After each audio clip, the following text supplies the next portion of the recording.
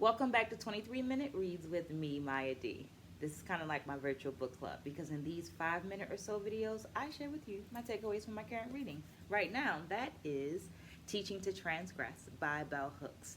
As a part of the 23 to 23 challenge, I'm reading 23 minutes per day, every day, as an action of self love, as an investment into myself, and as a way of providing myself with some consistency in an ever changing world. Hoping that you will join me along in this journey by liking this video. Go ahead and like it right now. Subscribing to the channel. Go ahead and do that right now.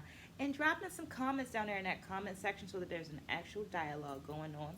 Having in mind that while I have several decades of experience as an educator, performer, and researcher, I'm not the know-all be-all for this book. I'm simply providing a space for dialogue. This week was a little rough in life, not in the book. I only read pages 53 to 73, but I still have my three takeaways. Takeaway number one is illumination. You can't stop the light is what I pulled from this Paulo Freire section of the book, having in mind that Paulo Freire is someone that Bell Hooks held deep to her theory, her practice, and her scholarship. The Bell Hooks quote reads, I was told that I had not been invited to various meetings for fear that I would disrupt the discussion of more important issues by raising feminist critique. So persons at the university are on the block. They're trying to block that light that is Bell Hooks by not inviting her to the meeting and making sure that she didn't know about it. And then in the meeting, trying to silence her.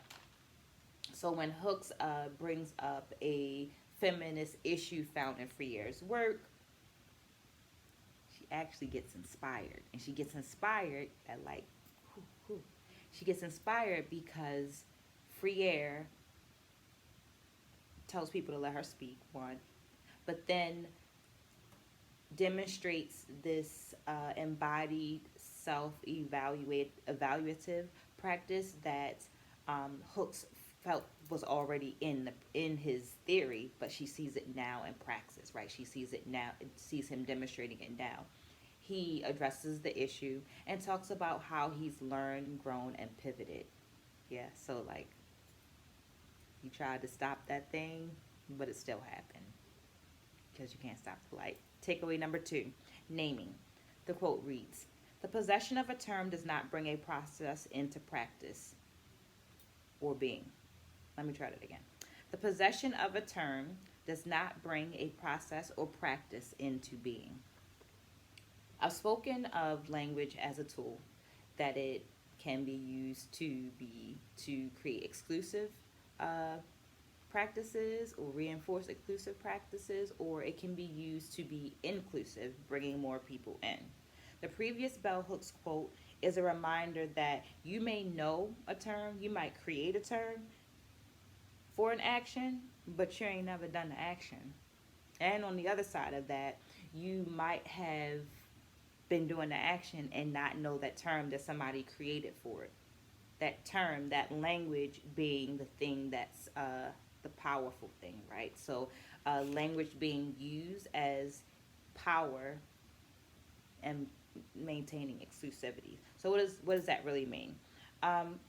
This section actually spoke about the appropriation of feminist work by women of high status and high visibility. So these women would use the work of oftentimes unpublished work of other scholars and use it as if it was their own, which becomes problematic in the present because if I'm researching, then I think that this information came from this person over here, and really it came from that person over there. It's also problematic because it leads to increased visibility of those people, those high status people, leading to the approximation of a theory,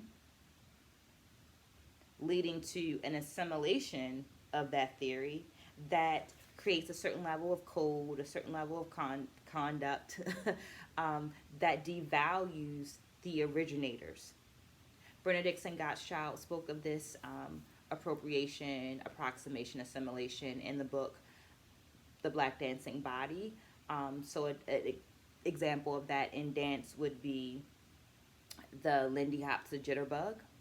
But another example of that would be and looking at the development of modern dance, who are given credit for it, and what do they say the practice was, the intention behind using and developing this form was. Does it actually give credit to the forms that they were studying, and did they actually study those things?